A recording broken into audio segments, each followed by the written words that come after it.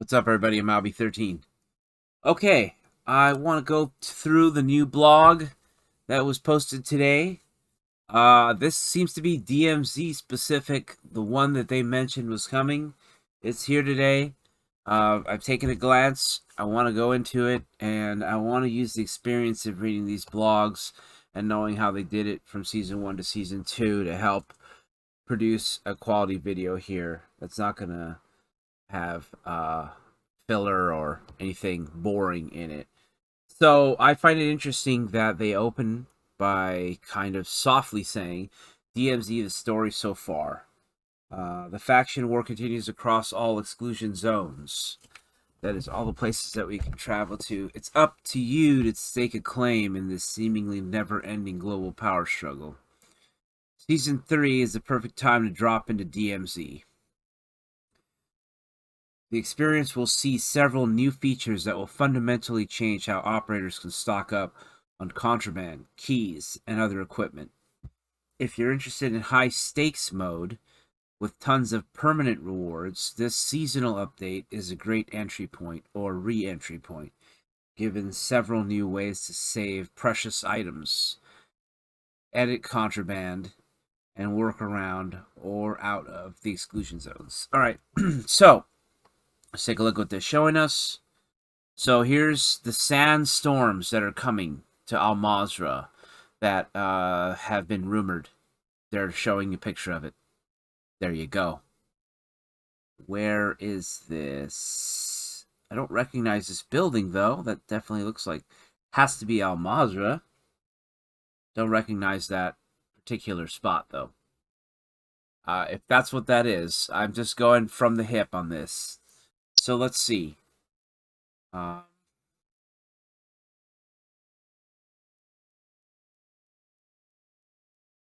So they're specifically mentioning that the factions are region-based in story-wise.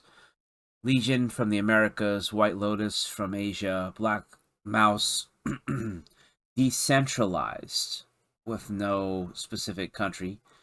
It's and then Crown affiliated or from the United Kingdom. So they're talking about story-wise. Legion were corrupted once they learned what was inside the exclusion areas, as they pushed out White Lotus, who were ultimately vying for revenge. Black Mouse, meanwhile, continued to sit in the shadows, planning their ultimate power play, while the newcomers, known as Crown, are well on their way to fulfill their own agenda. With all that said, and outside of everything, our operators need to find for themselves. This is everything you need to know about DMZ Season 3. Okay. So I'm not going to go over the stuff that we've already gone over last time. So I'm going to try to keep this briefer, but not miss any important things. So specifically it says collectible items and items that are not lethal will have a purpose with this bartering system. Okay. Buy stations will have a new option on them. You could buy gear and weapons for cash, and then have bartering. This is where you use recipes, quote unquote. That's what they're calling it, or they're not even really. They're just saying. The closest thing to explain is that there are going to be recipes. You're going to get instructions, including a component list, to build new equipment that can be more useful to you. You exchange items for others, which basically it's saying put this, and this item in, and you get this beneficial item out. So it's some kind of exchange like that. They specifically mention now bartering recipes will be available for most of the new plate carriers and backpacks. They will be detailed later in this. You can also do bartering specifically for kill streaks, which get used, and you need different ones, so I could see how that could be useful. Self-revive kits. But sometimes there's too many of them. Other times you can't even get one. And then keys, as you know, keys can be really bad RNG. So They're saying you can get keys. Let's see what else they say. Each of the different areas, Ashika, Al-Mazrah, Building 21, will have their own set of barter options on the buy stations. So that might give you a reason to go to the other places. Let's see what else they say. There are dozens of item trade combinations that will launch, which is implying that later they will remix or add new ones. Anyone can memorize recipes, share them with other operators, search for specific items to load up on loot. These recipes range from operator items like bomb drones, self-revive kits, to other important keys and items. Okay, it's helped you to stock up on harder to find items and reward you for their scavenging. Okay, so this is a reason why, because what ends up happening in DMZ is players right now, especially when you're geared up, the looting drops drastically. When you have nothing, the looting is at its highest point. So people tend to, I mean, there's straight up very little reason to loot. Strategically, I have been advising players, do not loot when you don't need to, so that you can be more alert for other players, so that we can plan better for the missions. So now this is reintroducing looting. In typical games, you're always looting. You know, if you play another game, items are super scarce, and there's rare items that can really make the difference or be special. Gives you a feeling like, oh wow, I got something really, really special. So that's how other games work. And here they're trying to say that they have this bartering system, which will make it interesting and make it worthwhile and encourage you to loot even when you already have stuff, because you can go for other stuff or help other people out as well. But the interesting point here before I move on, and I have to just, again, I want to say stuff that's important. They say that we will get our external information. DMZ is really has had a history of you using maps, for example, outside of the game in order to learn and get better at navigating and finding stuff and doing the missions. So now we have a new external thing that players will put together, which will be all the recipes that you can make in DMZ. So we're going to see that, and then we're going to see the items that we need to find, and we're going to be like it's like a grocery list. Now go get that stuff, and then when you do, you know where you can take it even, in theory. Although the only question I have is, are the recipe locations going to be remixed in the different buy stations within a place? Because it does say that is spread across the buy stations. So you're going to go to a buy station and you're going to realize that recipe is in Al-Mazrah, but it's not at City buy station. It's at Marsh buy station. So I don't know how that's going to work, but I thought it was just an interesting point that I thought that I would mention here. So now we're going into the workbenches. Is there anything here that we haven't covered already? Make sure you watch my video from a couple days ago so you can, so you can hear this entire thing if you haven't already. Because I'm only going after anything that's important or new. So let's see here. All of this we've heard before. They specifically mentioned suppressors are great for stealthy situations in DMZ, which has not been mentioned. It's not canon, but it's coming from the gods of the developers. Okay, let's see here. Scrap attachments. But do you get something for removing, or... It's not clear, but it says that you can scrap them. Okay. I don't know if they're just being creative with the wording, or if it's actually a purpose. Do you get components for breaking down stuff that you don't need? I think that's far-fetched. I'm not getting into that. Now we're going back or touching on this. We've seen this before. The difference is they're showing the players skins in there. This is the black cell on the left. It's called Atom, apparently, because this is Cortac Group 1, which makes sense for that specific skin there. Okay. Let's see here. Is what's new here is what I'm trying to go over. If there is anything that I didn't cover, you are free to swap around who the operators are in the slots, which is what I expected. I didn't think that they would be solidified. Let's see what else we have here.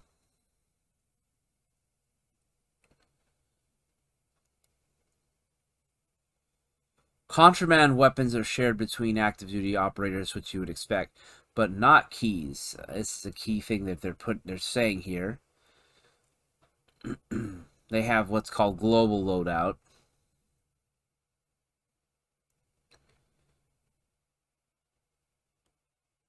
I don't know why keys are not able to be shared among operators. That's what it says.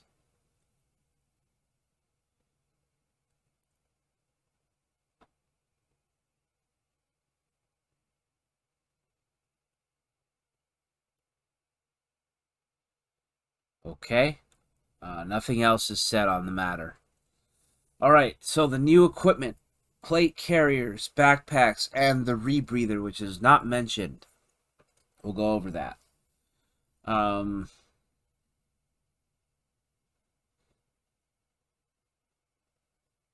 new backpacks. Secure. I would guess that the one on the right is secure, which looks more armored, and the one on the left is scavenger. So here are the backpacks that we've seen. Now we're seeing them in high quality. Secure backpacks, secure items between runs.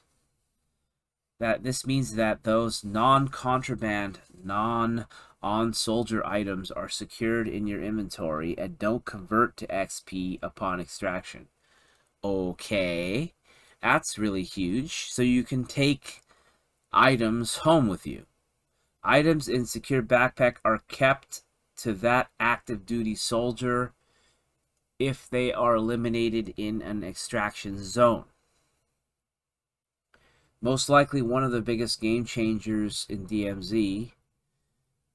This can help with supply runs and mission objectives. Both of them come from the same idea of persistence.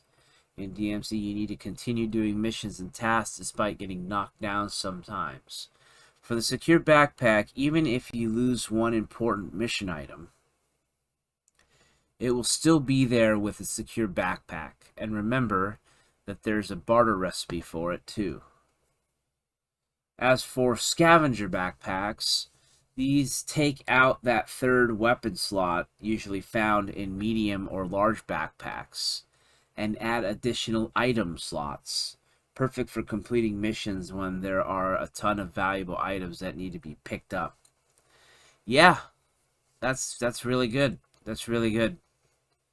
That's very interesting dynamic, which is a good option that we never had before. So you can get a scavenger backpack, and you don't carry a weapon, but you have the ability to carry more items. Give people the option. You can always use a traditional medium or large backpack with your weapon slot, your precious weapon slot, and you have your standard item slots, but don't be upset when you don't have enough room to carry all these great items or things that are you made in recipe or all this stuff. So that's going to be a trade-off, and I look at that as this is an offensive build now. So now you have a combat-oriented. The standard backpacks are combat-oriented because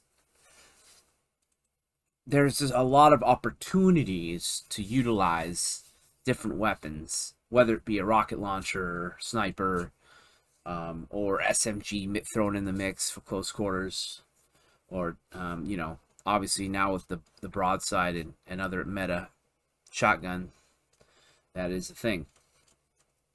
But I want to go over this, the secure backpack thing. Or I want to try to understand this more. Secure items between runs. So that's when you make it out on the exfil. You keep items.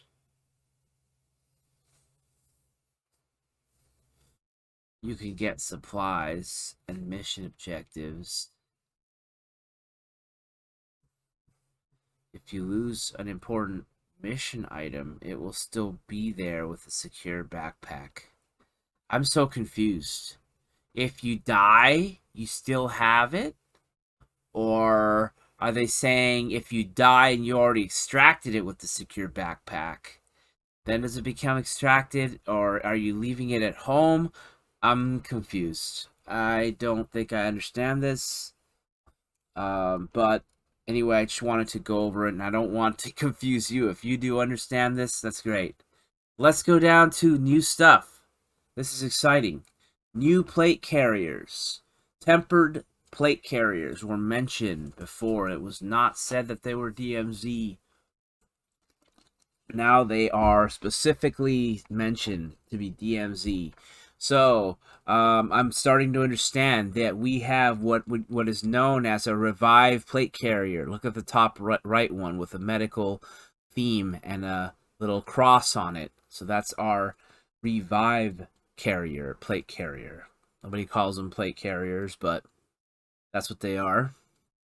The vests, the revive vest. So you have a comms vest, which would be interesting. I'm not sure if I can tell comms. I know stealth, of course, black stealth, right? So we have a stealth one. I guess doesn't stand out. Okay, so I don't know what the deal is with comms and stealth, but we're going to learn more here because they're going to detail some stuff. But the colors are nice. This stuff works in the worlds. This blue is typically considered an urban in the military world. So let's look at what they say. You may already be familiar with tempered plate carriers from the previous Call of Duty Warzone. Okay, but let's go over it anyway. The 3-plate medical vest grants both faster revives on squad mates, so you can revive your teammates faster. And you can self-revive faster when using a self-revive kit. Doesn't mention if the revive pistol is faster, but let's see. All around a helpful vest, but especially great for those who find themselves as the squad's medic. Okay. A 3-plate comms vest is like a signal booster and has a few benefits. It increases the duration of all UAV technology. The UAV towers, the UAV from the pocket, which is a kill streak, and the enemy radios that are dropped by AI that produce a UAV in a radius or circle around you. It doesn't mention portable radar. Does it increase the duration of portable radar? They always leave something out, these guys, and makes them function as advanced UAVs. Oh, wait a minute. Wait a minute. Okay, and can we get somebody on the line here? Because people have hated advanced UAV and DMZ. I don't know if they think that they're doing us a favor. Advanced UAV, as it has been, is not better than a standard UAV because you don't know which one's a player or not. Simple as that. It doesn't matter if you know where an AI is looking. If you can't tell where the players are, that's where the threat might be the most important thing that you need to know. Let's see what it says here before I get too excited. They also show player direction and location. Okay, and it'd be interesting if they could just show the location without converting the icons. Okay, but I know they're not going to do that because they're silly and they live in a fantasy world. Okay. They just don't live in reality with real people. As another, they're currently kicking it with the Easter Bunny. As another bonus, the vest also gives you an audio cue when an enemy operator is near you. Wow. Whoa. Holy moly. Can your teammates and other people hear this audio cue on you? Can you get reverse tracked on that? I need to know that. It's an auditory version of the high alert perk. Okay. But that's high alert is when they're looking at you and your screen goes yellow, right? Okay. It could be great for a solo runner, especially given that they could level the communications advantage that having a duo or trio provides. And of course, they don't tell you when this audio cue, how close do they have to be? What does close mean? So you're gonna get warned. Is it when someone's in the same building as you, or within that kind of range? All right. So I really don't know what to think about this because I know if this could be mishandled. I know that they may make a questionable decision on the range that this has. How often do you get an audio cue? Is it beeping? I mean, it says you get a cue.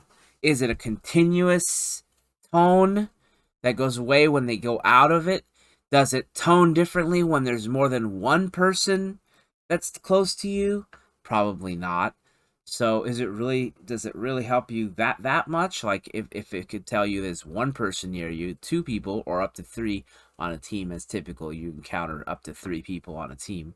Anyway, all right. Finally, the stealth carrier comes built in with ghost perk. Oh shit. So you don't show up on UAV when you wear the stealth vest. That's huge, huge. That's bigger than can be said. That's a key perk that people are thirsty for. Keeping you off the enemy radar is built for those times when keeping a low profile is essential to the mission. Also be on the lookout for armor satchels coming back during the season.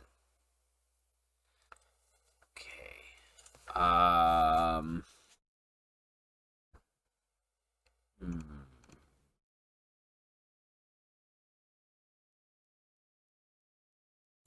I'm going to say no. I'm going to say that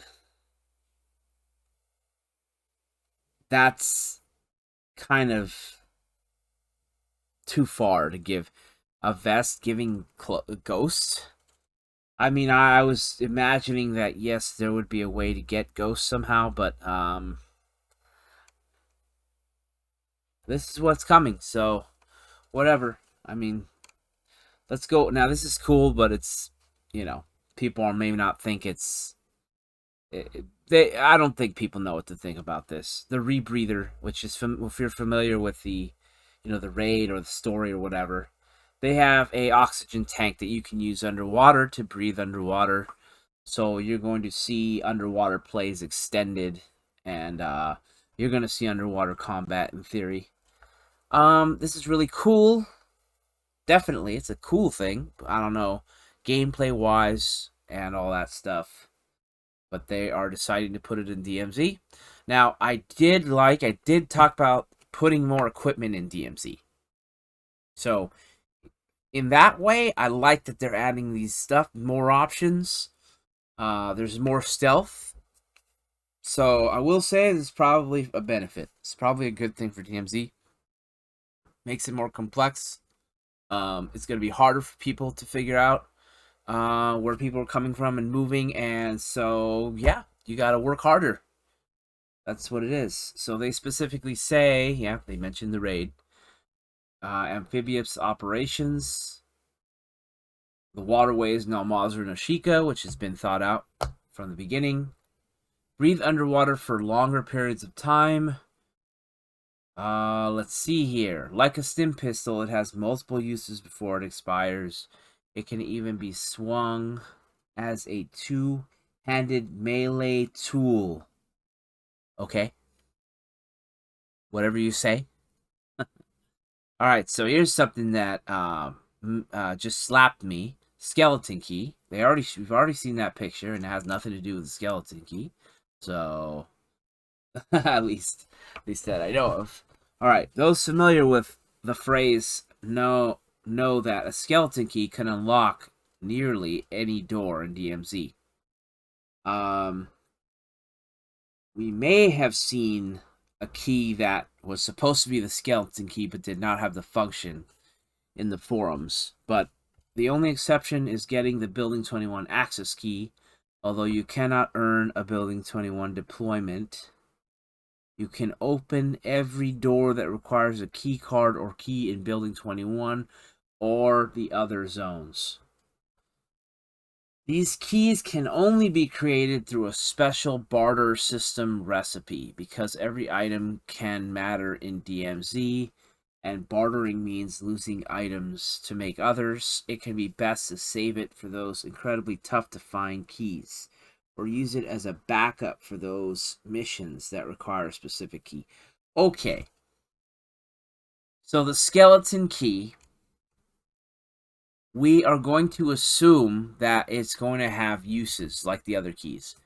Probably you make a new skeleton key and you only have 3 uses. You can open any door, but only any 3 doors. So you can't just run around unlocking every door like some kind of a,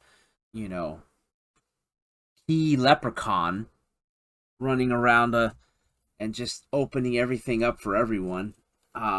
So you do have limited uses, and they're probably going to be tricky to build with this barter system or to create.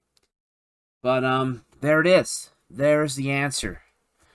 For those places that have been locked up and the key is impossible to find, you have a skeleton key.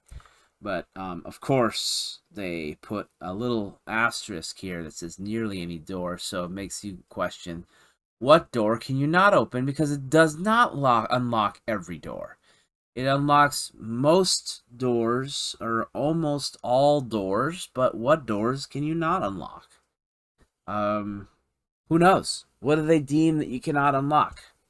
So, we need to learn that. Now we have a piece of information that we need to learn. New missions. What to expect. Alright, so we're looking at a new operator here that it looks realistic. Tan, black, and some color there. Pretty nice. Let's see. Season 3 confirmed will not reset your mission progress, as people have thought. Furthermore, the new faction, that it will be available to all players, and we are going to get 3 tiers as soon as it launches. We already are aware of that. Let's see what they say.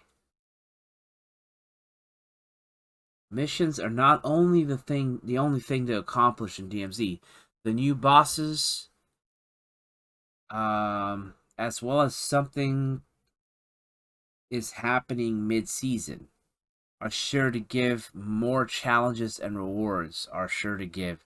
So, specifically saying that somehow, if you eliminate these bosses, whether it be weapon cases or getting boss weapons and bringing them home, those are considered a collectible. And the question becomes, do the bosses drop a special item that you cannot get? So as a reward, is there a chance for a boss to drop something? Because what we've seen is the Juggernaut can drop up to a 3-plate vest, and they drop a key sometimes. So there's basically benefits to killing the bosses, as there should be, we think. So that's something that is going to be in Season 3. Now they're talking about the new supply run contract, which we've already gone over, the initial, but they're going to, looks like they're going to explain more about it. So, let's see what they say. Think of the supply run as a low-stakes safe crack. Instead of iron safes, All your operator needs to do is find wooden crates. All items there are free for the taking. Okay, but do you need a crowbar to open the wooden crate? I'm just kidding. Okay, so you can crack open the wooden crate loot, and you can get the loot there. So that's interesting. So you grab the mission, and I assume it tells you where the wooden crates are. Now, is it like the nuclear contract, where only if you have the mission can you open the wooden crate, or are the wooden crates there to find without the contract? Key important piece of information here for advanced DMZ players. We're gonna check that. We're gonna test that. All right, birds in the sky, a new vehicle. Exfil option. The heavy chopper is back, and there will be a new way to privately exfil in Season 3. Okay. So what are we looking at here? Looking at a helipad, Al Mazrah Northwest, so it seems. This looks like it's floating in the water. Did they put some oil tanker thing in the water with a helipad? I'm not sure, but we'll see. The heavy chopper seen in ground war and invasion. Add to the aerial vehicle lineup. Oh, okay, so can you fly it now? Because you were able to fly these things. Unfortunately, it is completely drained of its fuel. So operators must first find its special fuel around the airport area in order to get it in the sky. And so apparently you can fly the exfil choppers, but you have to get the special fuel to get it started. Okay. Once you top it off with fuel, you can fly around the map, and even outside the boundaries of the map. Mind-blowing. Mind has been blown. Which is how you can exfiltrate at any time for free once you have this chopper. After you get out of bounds, a countdown will appear, just like when you're exfilling normally. Ultimately, you're given the same treatment as a successful exfil once the countdown timer reaches 0 and you've flown out of the map and away. You get to leave for free. Wow. The other new feature here is that buy station item known as a private exfil. Okay, okay. Hold on, they're just throwing this in here, they're shoehorning it in. So at the buy stations, there's a new item that you could purchase, although they don't say how much it costs. It's called private exfil. Okay. Once you buy a private exfil item, an exfil will become available on an unused exfil point for that match on the map. Consider this as an extra escape route if needed, especially during prisoner rescue contracts. And I was just going to say, this is like a hostage rescue. So you could buy this, pop it, and it gets... So there's all these exfil points where it's possible that exfil helicopters go, and it will mark 3 on the map, and those are the set ones for an entire deployment. But it seems like when you pop this private exfil, one of those other unused places, a helicopter will come in for you. And so what we know from hostage rescue contracts is that other players will not be able to leave on this chopper. It will say something like, you know, hostile soldier on the helicopter. You know, I'm not going to leave, not going to take off. So that seems to be the dynamic. This is private for you, and it doesn't involve... So this is an option for when you don't want to do the risky or time-consuming hostage contract. You can just buy this item and do it as... Instead of hostage contract, you're paying money. So you're using your money to be able to escape, which is good. If you have it, then that makes you want to have money on hand and check for this private exfil. And is this private exfil an item that you can take home? It doesn't say. But private exfil, we have to think, is it like an equipment item that you can equip? So we need to know that. Okay, let's see what else it says in here. Get rewarded in Warzone. Okay, this is talking about Warzone. Is this out of DMZ? Let's see. Oh, they're still talking about DMZ. You're missing out on XP and the Crown faction in DMZ. Okay. Okay.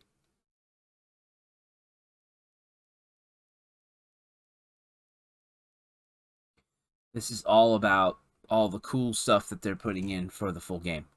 And that is it. So that's the blog.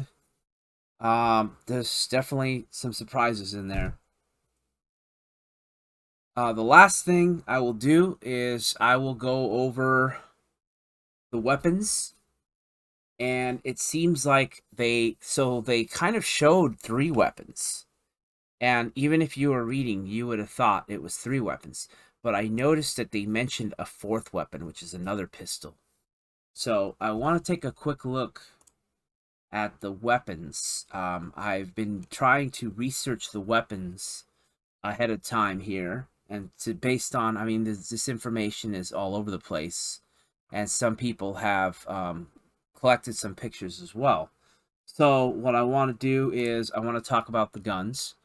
And specifically, again, I don't have a super amount of information, but I will try to show. Actually, I think there's a clip of the performance of the sniper rifle. The sniper rifle is one of the main focuses first.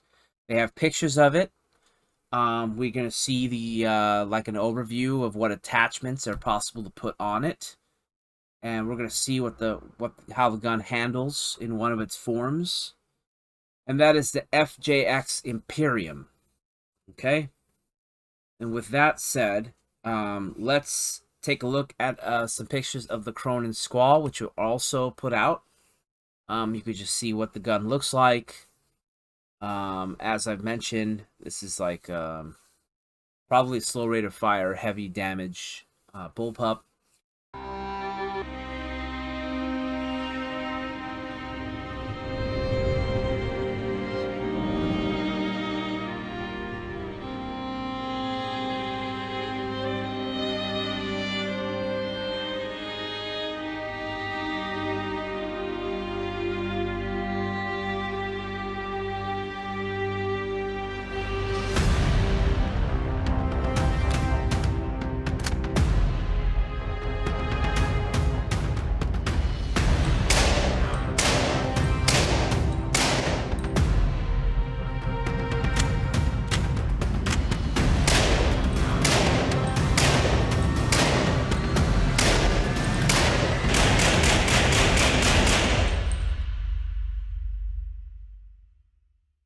And then someone was kind enough to show me, to tell me which pistol, I couldn't remember which one it was, that you have. So, the one that was mentioned is the Tech 9 from Cold War Update to Warzone, now that I'm thinking about it. So let me take a look at the Tech 9 and see what we're looking at. Yeah, so if you look at the Tech 9, it looks like that. Now, I don't know what iteration or version of the Tech 9 it is, but the silhouette makes perfect sense. Now, it doesn't have the, you know, there's a stock on it that's, I guess, is collapsible, but, I mean, it has this cylinder. Since they only showed, like a shadow outline of it, but everything matches up. That, I mean, it's a 99% match that it's the Tech 9. So I'm going to try to find some footage of that to show that. And then the other pistol that they said, they have, let's see. So they specifically mentioned 2 new sidearms, 2 new pistols. So both are fully automatic. So now we know that the Tech 9 is fully automatic. And then they're saying that the other pistol they have in mind is a high caliber pistol modified for full auto for enemies when they get too close for comfort.